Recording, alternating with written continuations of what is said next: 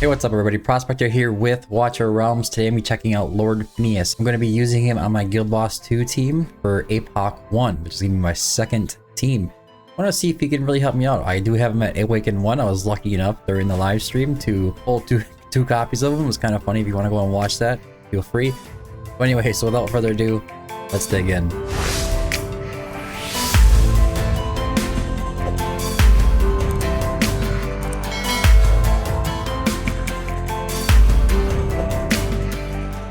Okay, so Lord Phineas. We're gonna capitalize on a few things here.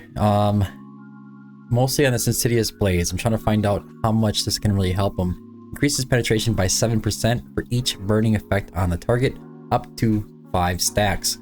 Now the stack cap can go much higher if I skill him out, but I do not have a single skill crystal into him. It's just skill dust. So you're gonna get like a real showcase of what he can do. You can see on the ultimate, I didn't even get this maxed out either, so his ultimate timing is a little slow. He also has the ability to place these stuns, so with him, and I'm hoping Hex can essentially keep that Titan Saw from taking them all out, combination of some extra defensive heroes as well. Now let's see what we're working with here on the team. I already have it kind of set up. We're running Pyros because I don't have an Infernal Blast Lord besides him.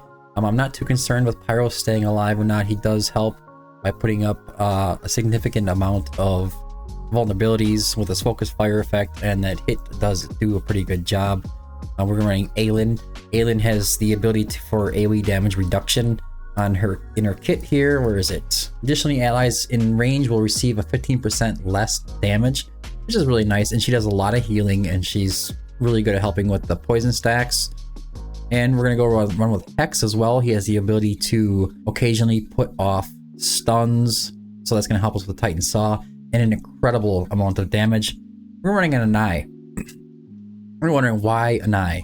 Well, Anai puts on a lot of burns. So with her going in her ultimate automatically, she's going to be just putting off these burns like you wouldn't believe. So that's what we're running Anai for, and that is going to be her only job. I'm not worried about her damage. I'm not worried about anything else out of Anai. Just want her to get those burns up to capitalize on those stats on Lord Phineas. Now we're running Isolde, Brokkir, and Sadie. These heroes are going to be in there to kind of help mitigate damage whenever I can. If you didn't know, Isolde and Brokkir both have the ability to give physical damage reduction to the units around them within range, which is just one tile around them both. So I can use them to try to mitigate some damage if I run into any trouble, especially later on in the fight when I'm really be pushing things.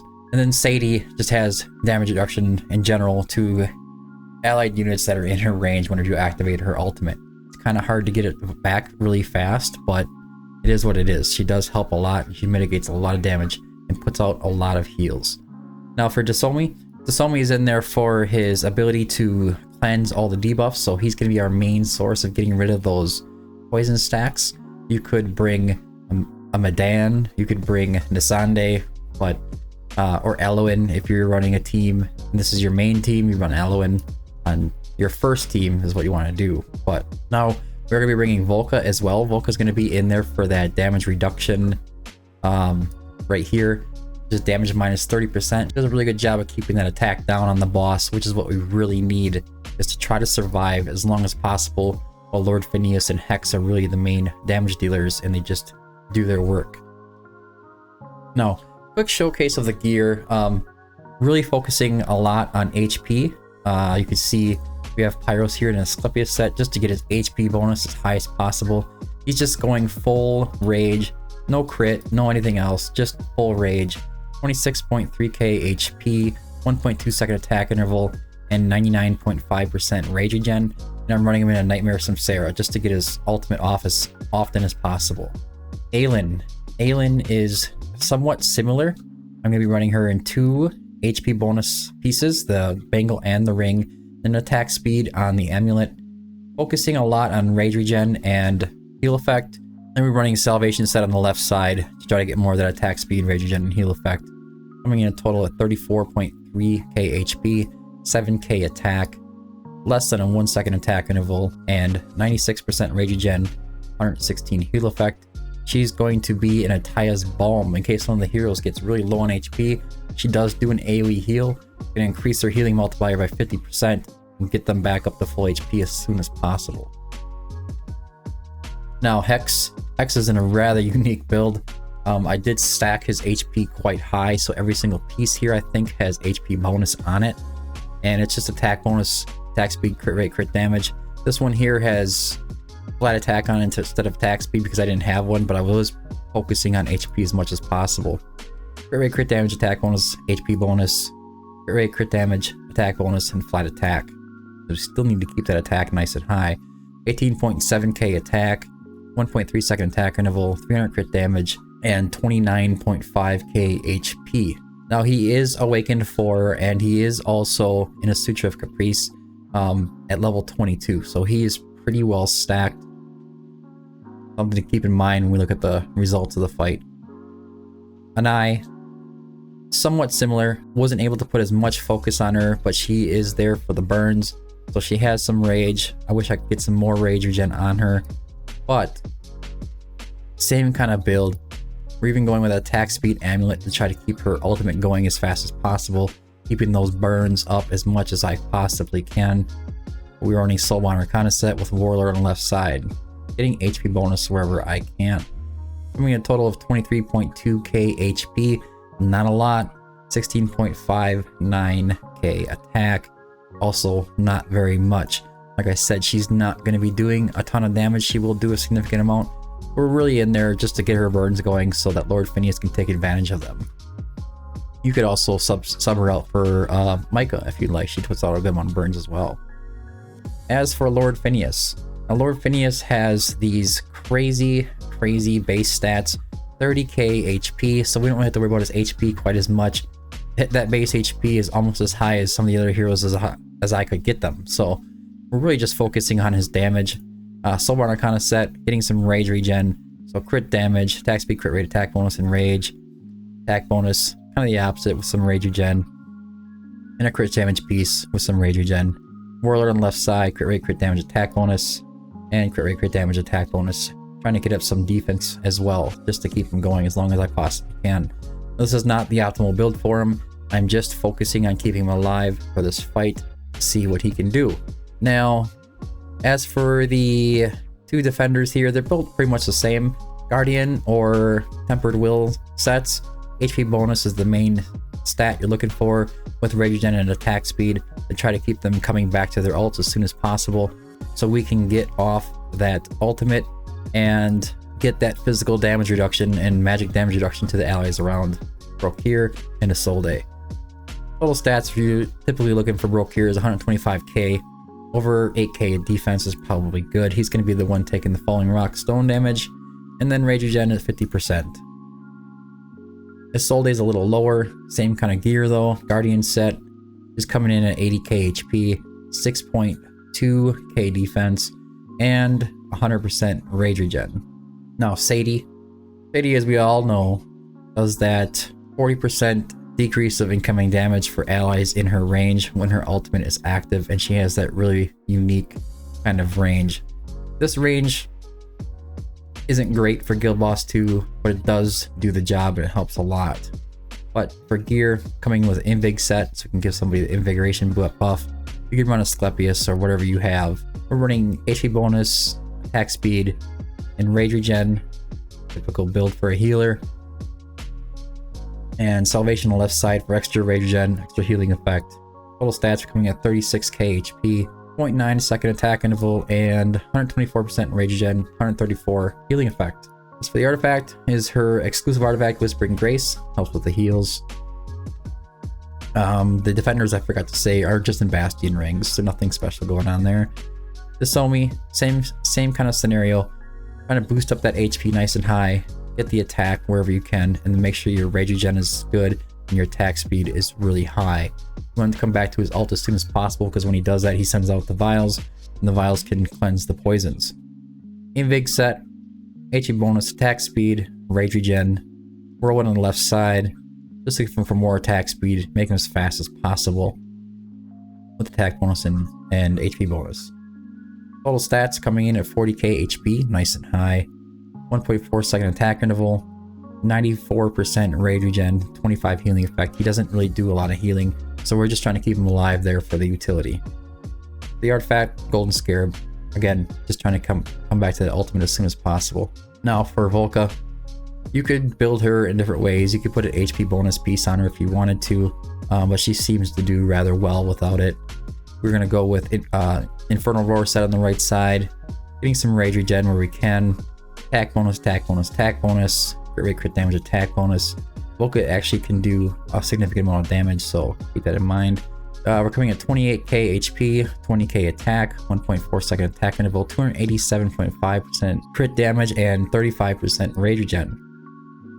For the artifact, we're running a Cruel Fate. This helps keep the Scarlet Ferment going, which helps keep that attack down and going. And then keep in mind, she's in there for that damage reduction, so you want to make sure she's significantly fast to make sure she keeps that attack down and going. Alright, so now that we got through all that, you see there's a lot of team synergy going on here. I wish I could figure out some more units that help me keep that damage down. Helga is interchangeable. You could probably, if you had to put Helga in, you probably have to pull your Hex or one of the defenders or something if you're struggling with those stuns and the Titan Saw and he's just taking you out too early. But most people aren't really pushing to the high levels on Apoc 1 anyways. Anyway, let's go into the fight. See how Lord Phineas compares to Hex. You have to keep in mind that we don't have Dolores on the team, so that's something to consider. I decided not to run Dolores because I figured Lord Phineas is ignoring a lot of defense. So in that sense, Hex is at a bit of disadvantage, but Hex is also Awakened 4 with his maxed out or level 22 exclusive artifact, so he should be beating Lord Phineas even without that. It's most of the fight, the defenses aren't that high where you should be able to handle it. Alright, so we're gonna go ahead and we're gonna put Hex right here. We're gonna put Sadie here. We're gonna put Lord Phineas here, who's in a Wailing Skull, so he might be a bit annoying, hopefully not. And place down Dassomi. Right. Yep, right here. We're gonna go ahead and place down, I wanna put Anai, I think right here. I'm gonna put Aylin right here. We're gonna put Pyros right here. Then we're gonna go ahead and get our defenders down if we can here.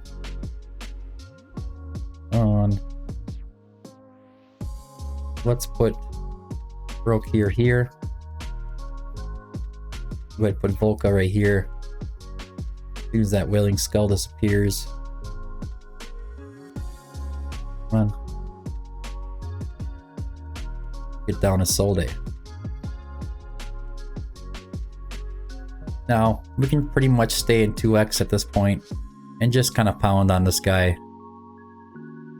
You see how they keep those stacks going pretty well. 5 stacks. Didn't really matter much, but that's what it is. Still has the attack down going on. That's crazy. Now, this is kind of times when you use like Brokkir, or you're going to use Sadie whenever he's doing those swipes, those big hits.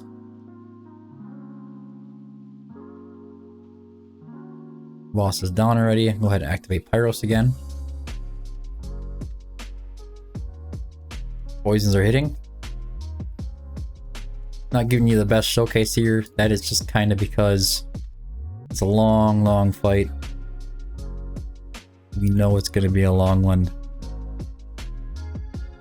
Okay, moving on. Gonna hit Volka. Hit Lord Phineas. As soon as the boss comes up, we're gonna go ahead and activate Pyros. And then Hex.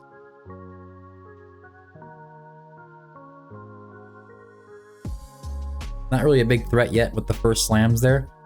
They will be eventually. Hex does have 30k HP. These guys are gonna be able to last until like Advanced Evolution 6. Probably before I start really struggling with keeping them alive. Yeah. 2 stacks, 3. And he's down, so we're good yet. I'm gonna go ahead and wait on Pyros. I want to get some extra damage in there. I can go ahead and hit him. I'm gonna activate Volka. Phineas going. Some big damage with those burns up there.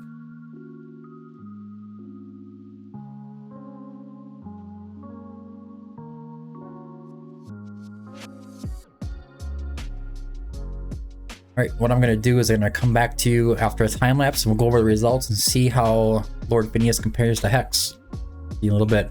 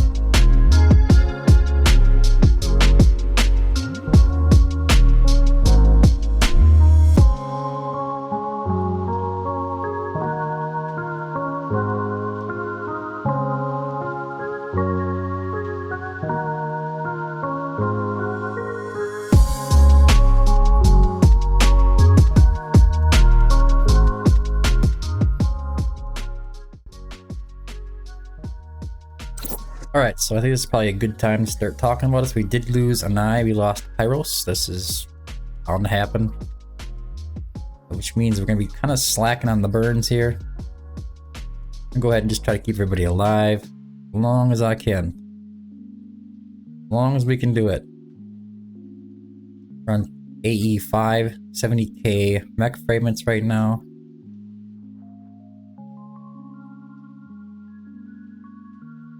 But activate Sadie.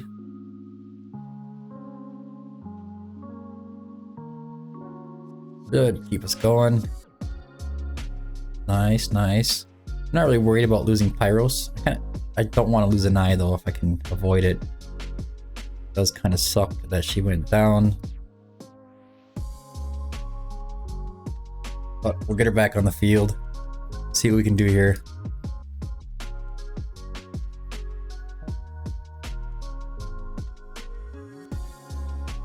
Activate Isolde and Brokkir. Try to keep people alive. We lost Anai again. It's tough to keep alive, guys. I can tell you that much right now. She is tough. Minute and a half left. There's some RNG. So Dassomi puts these nice shields up sometimes. And he can save your butt. Sometimes he doesn't. So hit or miss, hit or miss. If he lands a shield on the right hero, good to go. Not, gone. We are doing good here. Go ahead and activate Sadie in a moment.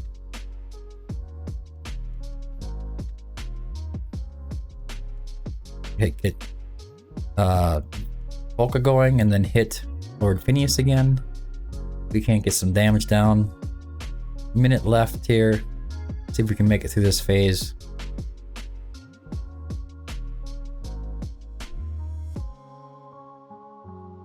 Go ahead and activate Isolde again. We're gonna hit Pyros and Brokkir. See how much damage they're taking, and there's those big shields. So sometimes they save your butt. Sometimes it doesn't help. Sometimes it doesn't help.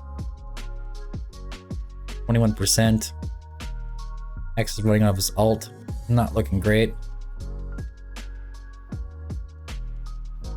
I'm gonna use Aylin. Try to keep them going. Oof. Big wipe there. You see how much Sadie, Brokkir, and Isolde's ults are actually making a difference? without any of them going, boom, the team just drops. Just drops. We are in 6 stacks though as well though, so but still. Pretty decent run if you ask me. And Sadie go again? Come on, Sadie, get him alive. Keep him alive. Oh, there goes Phineas. Still have Hex in the game. But 5 seconds left. Let's just go ahead and put it in 2x. Let him go. Alright. Those results. I am gonna save. I'm done with Guild Boss for the week. I do know this team can go 90k or something like that in that range. I did make it into AE7 before. It just depends on how the RNG kind of plays out with Hex, with even Lord Phineas as far as his stuns go, Spartan's land, and a lot of other things. Dassomi shield, where they land, what hero dies. Anyways, let's go ahead and save. Check out the results, see how he compared to Hex in this run. Alright. Stats. 300 million coming out of Hex. That's to be expected. He's a beast. Without Dolores even by him, just boosting up his attack as high as possible. 300 million. Now we have Lord Phineas coming at 263, so not that far behind. That is pretty nice to have him doing that much damage. I wasn't really doing anything specific. I could have probably optimized when I use his ult a little bit more to make sure that he's timed with Anai, and she has all those burns up and he has that full penetration for that big hit. But it is what it is. It's kind of hard to work with that when you're trying to deal with the stuns, and you want to activate his ultimate when the guild boss starts to charge up the Titan Saw. You need his ultimate to be active to increase the chances for that stun to land. Anai coming at 98. We have Volka coming here at 69, and of course Pyros is really low because he wasn't really doing anything in general. Soul Cadence definitely take me a big step further, or Twin Fiend.